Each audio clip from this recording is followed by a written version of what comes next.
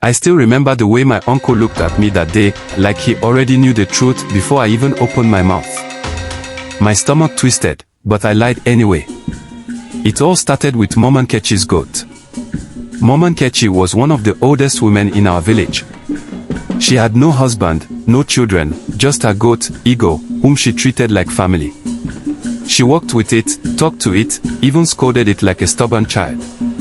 "You, Ego, don't go into the neighbor's farm," she would warn, shaking her head as if the goat understood. People laughed at her, but no one mocked her openly. She was wise, and everyone respected her. So when Ego went missing, the whole village felt it. Mama Nkechi ran from house to house, calling the goat's name, her voice thick with worry. Soon, the villagers gathered to help search. I stood among them, my stomach tight. Because that morning, I had seen something. I was returning from the stream, balancing a heavy pot of water on my head, when I saw Obi, my best friend, leading a goat toward the forest. His grip on the rope was tight. I thought it was strange but didn't question it. But now, with Mama Nkechi sobbing, I felt something deep in my gut. Was that her goat? Had Obi taken it? I wanted to say something. But then I thought, what if I was wrong? What if it wasn't Ego? So I stayed silent. That evening, my uncle, Papa Uche, called me aside. He was an elder, known for settling disputes. He had a way of looking at people that made you feel like he could see straight into your heart. "You heard about Mama Nkechi's goat?" he asked. I nodded. "Did you see anything?" I swallowed hard. If I told him about Obi, the elders would question him. He might get in trouble. He was my best friend.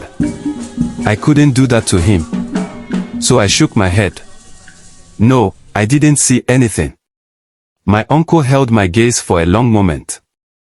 Then he sighed. "Go and eat your food."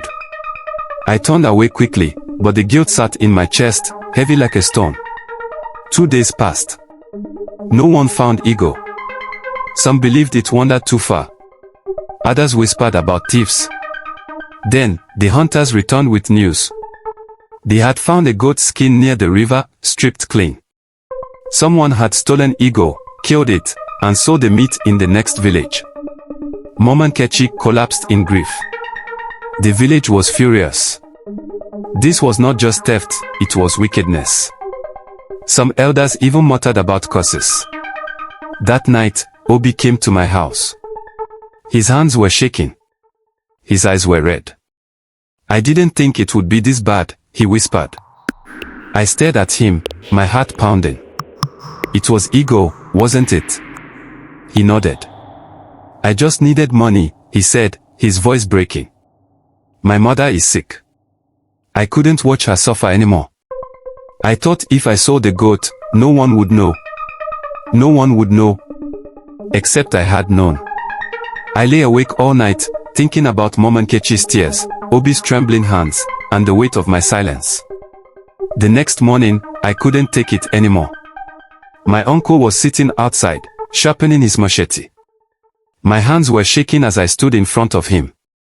"I lied," I said, my voice barely above a whisper. He stopped sharpening the blade and looked up at me, calm, patient.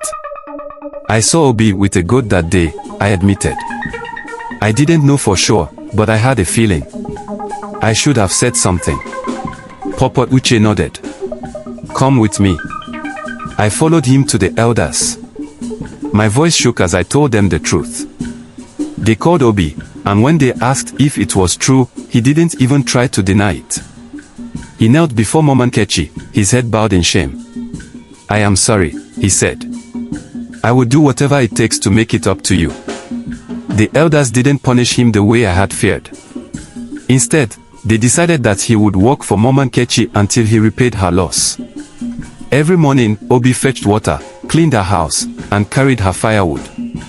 At first, he was ashamed, but over time, something changed. He began to respect her. He listened to her stories. He even started bringing her food from the market. One evening, I passed by her house and saw them sitting outside together. She was telling him a story, her wrinkled face soft with kindness. And for the first time in weeks, Obi smiled. That night, my uncle found me. You did the right thing, he said.